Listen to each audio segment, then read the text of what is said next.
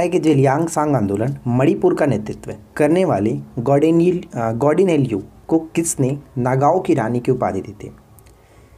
यहाँ पे सही आंसर क्या बनेगा? ऑप्शन ए, जवाहरलाल नेहरू ने इनको उपाधि दी थी नागाओं की रानी। Right. Second question, Bankim Chandra Chatterjee या फिर चट्टोपाध्याय ने अपने उपन्यास आनंद मठ में किस विद्रोह की कथा का आधार भूमि बनाया है? आनंद मठ में किस विद्रोह के बारे में उल्लेख किया गया? सही आंसर बनता है सन्यासी विद्रोह। ठीक है, ध्यान रखेंगे सन्यासी विद्रोह। क्वेश्चन नंबर थर्ड, मोपला विद्रोह का नेता कौन था? मोपला विद्रोह हुआ कहाँ पे था? तो ये केरल के मालाबार तट में हुआ था 1921 में। बहुत इंपॉर्टेंट है। और इसके जो नेता थे अली मुस्लियार कह सकते हैं। ऑप्शन ए बिल्कुल राइट आंसर बनता है। क्वेश्चन नंबर 4, 1855 में संथालों ने किस अंग्रेज कमांडर को हराया था? ये प्रश्न भी बहुत ज़्यादा रिपीट होता रहता है।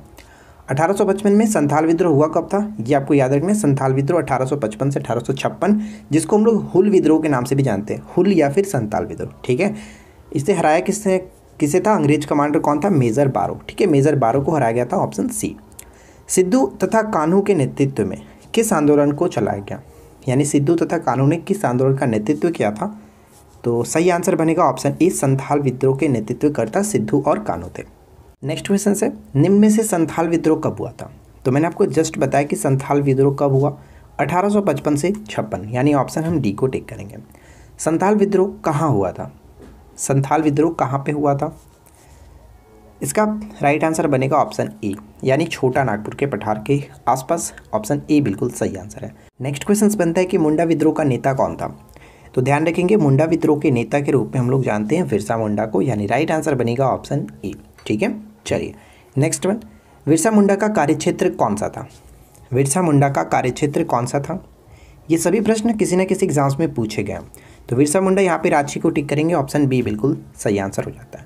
मुंडाओं ने विद्रोह खड़ा किया था। मुंडाओं ने विद्रोह खड़ा कब किया था? तो वैसे आपको बता दो फ्रेंड्स कि जो ये आप देख रहे हैं मुंडा विद्रोह, ये कहीं कहीं आपको मिलेगा 1899 से 1900। और अगर हम बात करें कि ये जो 1899 से जो 1900 तक मिलता है, ये पार्टिकुलर स्पेशल जो बात की जाती है ये बिरसा मुंडा के संदर्भ में बात की जाती है। और अगर मुंडाओं ने विद्रोह खड़ा कब किया था, तो ये अगर आपसे पूछा जाए तो राइट आंसर हम यहाँ पे डी को टिक करेंगे, 1895। ठीक है, 1895 से लेकर के 1900 या फिर 1901 तक के ये युद्ध चला था, यानी कि युद्ध नहीं, ये विद्रोह कह सकते हैं, विद्रोह चला था। राइट फ्रेंड्स, अगर आपको ये वीडियो पसंद आए तो प्लीज़ वीडियो को लाइक करेंगे, दोस्तों के साथ शेयर करेंगे। और आज के इस वीडियो का लाइक का टारगेट मैं रखता हूँ 600 लाइक्स का। ठीक है, 600 लाइक्स का मैं आपके लिए टारगेट रखता हूँ और मुझे यकीन है फ्रेंड्स कि आप लोग डेफिनेटली इसको पूरा कर देंगे। आगे बढ़ते हैं और साथ ही साथ चैनल को सब्सक्राइब करके रखिए, नोटिफिकेशन बेल आइकन को ऑल पे सेट करके रखिए ताकि रोज़ाना आपको न्यू कंटेंट की वीडियो मिलती रहे। बिरसा मुंडा के गुरु कौन थे? बिरसा मुंडा के गुरु कौन थे? ऑप्शन बी, आनंद पांडे। ऑप्शन बी को टिक करेंगे। 1921 में मोपला आंदोलन जो शाखा थी किसकी थी? यानी 1921 में जो मोपला आंदोलन चलाया गया था ये किसकी शाखा थी? तो यहाँ पे सही आंसर बनेगा असहयोग आंदोलन की ये शाखा थी। ठीक है, असहयोग आंदोलन। जनजातीय लोगों के संबंध में आदिवासी शब्द का प्रयोग किया गया। आदिवासी शब्द का प्रयोग सबसे पहले किसने किया? ठक्कर बाबा। ठीक है, ठक्कर बाबा। ऑप्शन हम बी को टिक करेंगे, जिनको गटर के संत के रूप में भी जाना जाता है।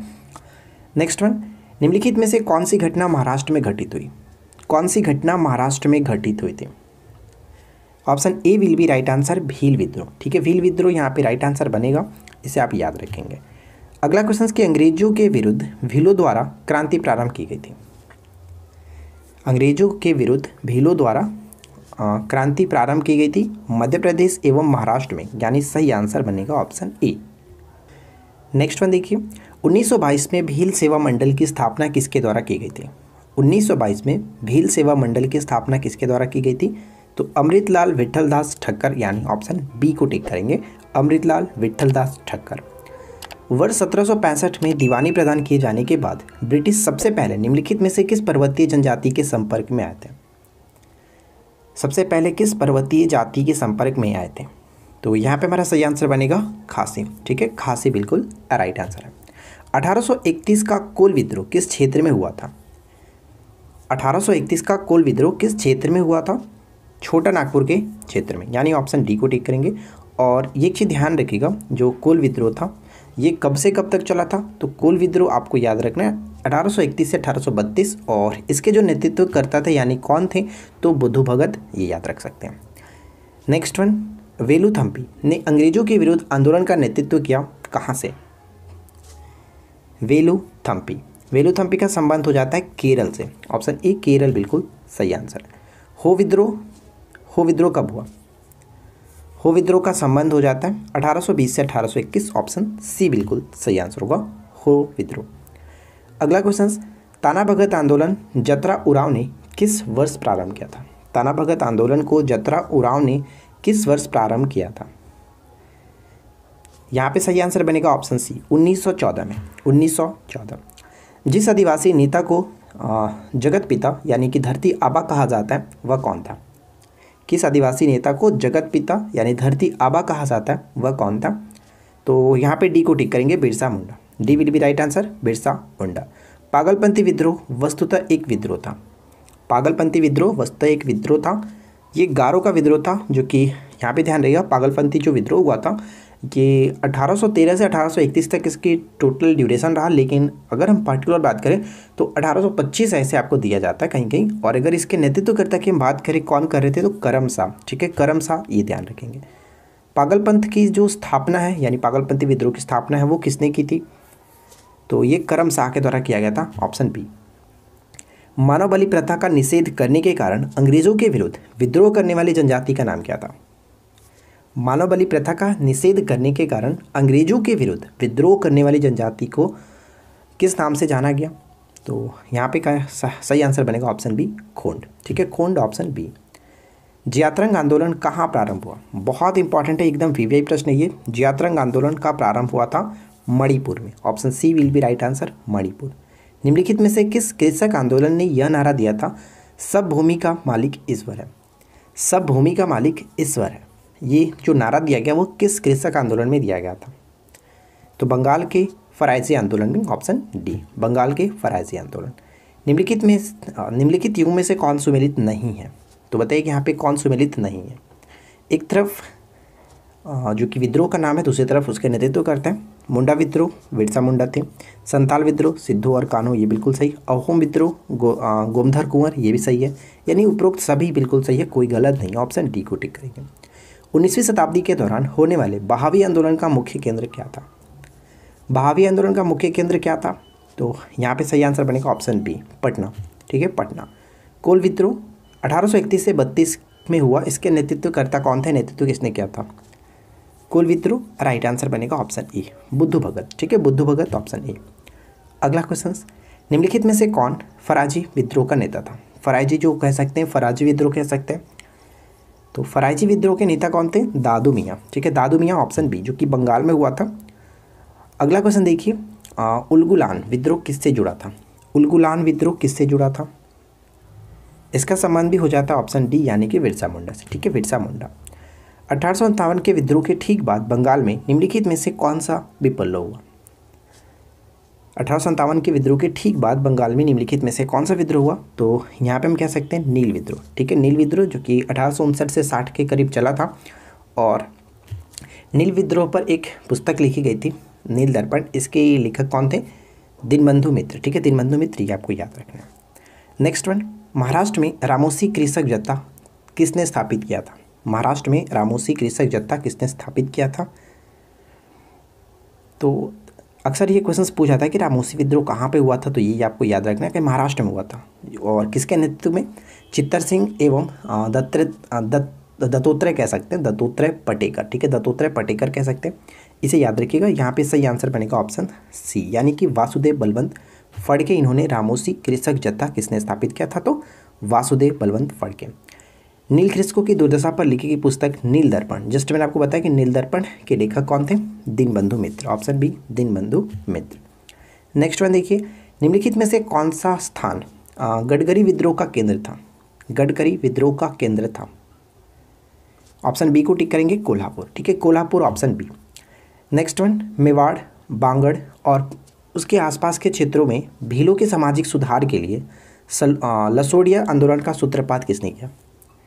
लसोड़िया आंदोलन का सूत्रपात किसने किया था? तो यहाँ पे हमारा सही आंसर बनेगा option B, Govind Giri, right answer will be option B, Govind Giri. पता है कि पूरे वर्ष एक ही दिशा में प्रवाहित होने वाली पवन क्या कहलाती है? पूरे वर्ष एक ही दिशा में प्रवाहित होने वाली जो पवन होती है उसे हम लोग सनातनी पवन के नाम से जानते हैं। ऑप्शन हम बी को टिक करेंगे। सेकेंड क्वेश्चन की व्यापारिक पवनें कहाँ से चलती हैं? व्यापारिक जो पवनें होती है वो कहाँ से चलती हैं?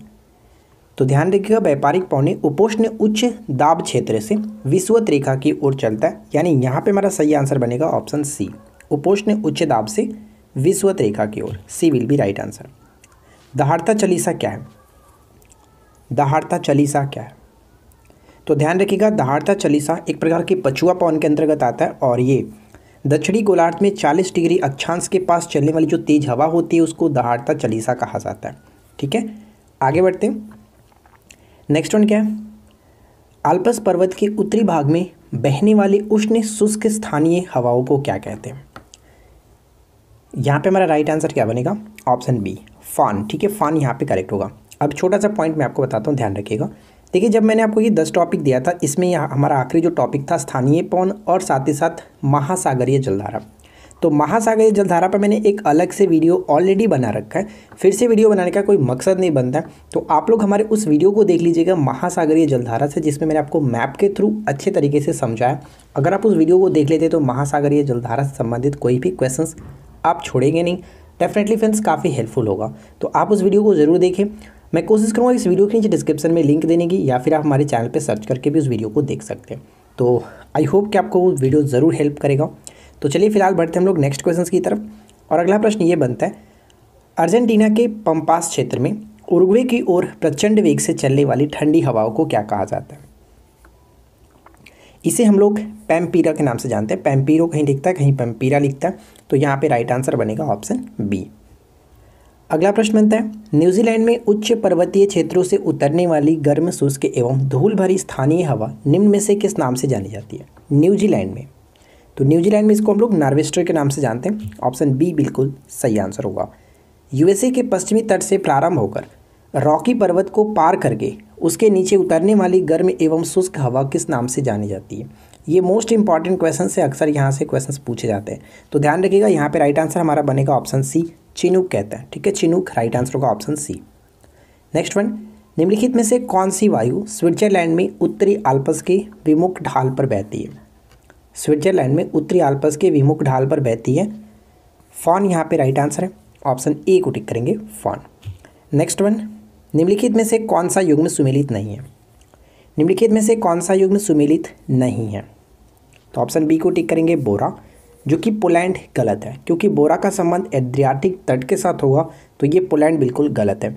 जबकि फो आल्प्स पर्वत, मिस्ट्रल, देखिए यहाँ पे जो राइन घाटी लिखा गया एक्चुअली में ये होता है रोन घाटी। ठीक है, रोन घाटी फ्रांस में स्थित है, इसको जो कि जाड़े में चलने वाली एक ठंडी हवा है, तो ये ध्यान रखिएगा मिस्ट्रल। और खमसीन तो आपको पता ही है, मिस्र के साथ यहाँ पे मैच होगा, और क्योंकि पिछली बार ये क्वेश्चन पूछा गया तो इसे आपको याद रखना है। अगला प्रश्न ये बनता है, निम्नलिखित में से कौन सुमेलित नहीं है? निम्नलिखित में से कौन सुमेलित नहीं है? क्या होगा राइट आंसर? तो यहाँ पे ध्यान दीजिएगा, कौन सुमेलित नहीं है, तो ऑप्शन हम बी को टिक करेंगे, क्योंकि अभी जस्ट हम लोगों ने देखा था चिनूक का संबंध हो जाता है यूएसए से। ठीक है, यूएसए यहाँ पे, जो कि ऑप्शन हम बी को टिक करेंगे, ये गलत है। फ्रेंड्स, अगर आपको ये वीडियो पसंद आए तो प्लीज़ मैं आपसे छोटी सी रिक्वेस्ट करूँगा कि वीडियो को लाइक करिए, दोस्तों के साथ शेयर करिए, और साथ ही साथ चैनल को सब्सक्राइब करके नोटिफिकेशन बेल आइकन को ऑन करिए, क्योंकि हम सिर्फ और सिर्फ आपसे बस यही चाहते हैं कि आप हमारे साथ जुड़े रहें। सब्सक्राइब करके रखें, नोटिफिकेशन बेल आइकन को ऑन रखें। निम्नलिखित में से कौन सी स्थानीय पवन इटली में रक्त की वर्षा लाती है? कौन सी स्थानीय पवन इटली में रक्त की वर्षा लाती है? रक्त की वर्षा के नाम से इसको जाना जाता है, ऑप्शन सी, सिराको। ठीक है, सिराको, ऑप्शन सी को टिक करेंगे। अगला पॉइंट्स, निम्नलिखित में से कौन सी स्थानीय पवन हिमभक्षी के नाम से जाना जाता है? हिमभक्षी के नाम से जाना जाता है, ऑप्शन ई, चिनूक। ठीक है, चिनूक यहाँ पे राइट आंसर होगा। निम्नलिखित में से कौन से स्थानीय पवन को डॉक्टर वायु यानी कि डॉक्टर हवा के नाम से भी जाना जाता है? क्या बनेगा राइट आंसर? सी को टिक करेंगे, हरमट्टन। ध्यान रखिएगा, हरमट्टन जो है वो सहारा मरुस्थल से दक्षिण पश्चिम की ओर यानी दक्षिण पश्चिम की दिशा में चलने वाली एक गर्म तथा शुष्क हवा है, और ये गिनी के तट पर इस हवा को डॉक्टर वायु के नाम से जाना जाता है, डॉक्टर हवा के नाम से जाना जाता है। ठीक है, गिनी के तट की ओर बहती है। अगला क्वेश्चन, निम्नलिखित में से कौन सी स्थानीय पवन अफ्रीका में गिनी तट के लोगों को आर्द्र मौसम से राहत प्रदान करती है? जस्ट मैंने आपको बताया, जिसको डॉक्टर हवा के नाम से जाना जाता है, राइट आंसर हो जाएगा ऑप्शन बी, हरमट्टन। ठीक है, हरमट्टन ऑप्शन बी।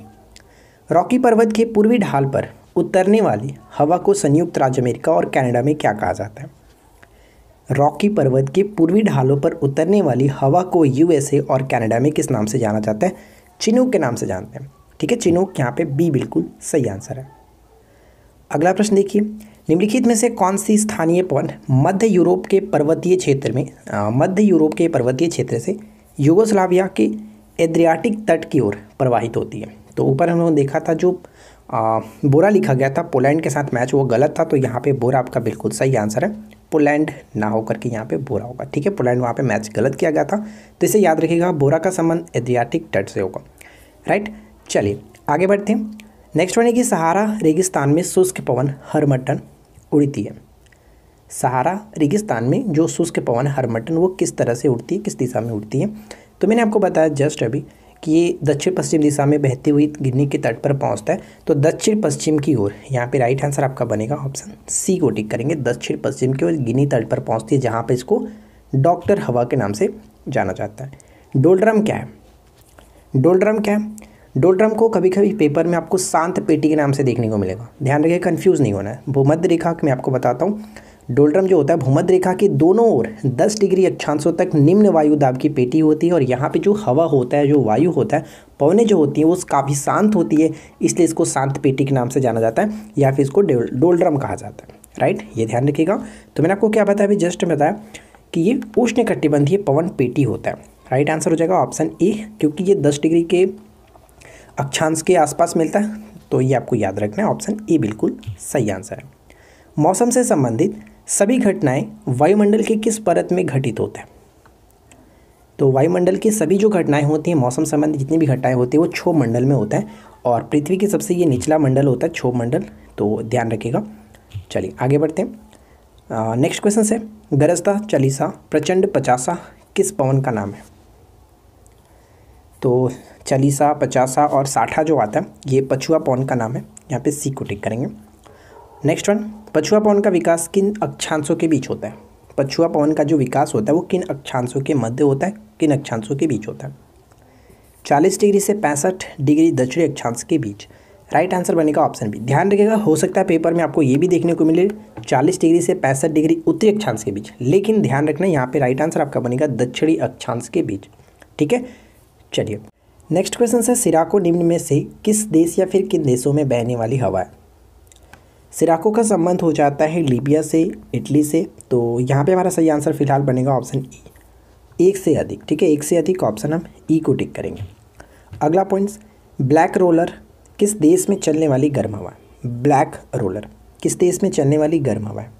तो यहाँ पे हमारा सही आंसर क्या होना, जो ब्लैक रोलर है वो यूएसए यानी संयुक्त राज्य अमेरिका बिल्कुल सही आंसर होगा। कोयम्बैग किस देश में चलने वाली गर्म हवा है? कोयम्बैग किस देश में चलने वाली गर्म हवा है? Right answer option D, Indonesia. ठीक है, इंडोनेशिया को टिक करेंगे, इसे आपको याद रखना है। और आज के इस वीडियो का आखिरी प्रश्न है, ब्रिक फील्डर किस देश में चलने वाली गर्म हवा है? ब्रिक फील्डर किस देश में चलने वाली गर्म हवा है? Option A will be correct answer, Australia. ठीक है, तो चलिए बस आज के इस वीडियो में इतना ही, मिलते हैं नेक्स्ट क्लास में। Thanks for watching, keep watching, keep learning, have a good day.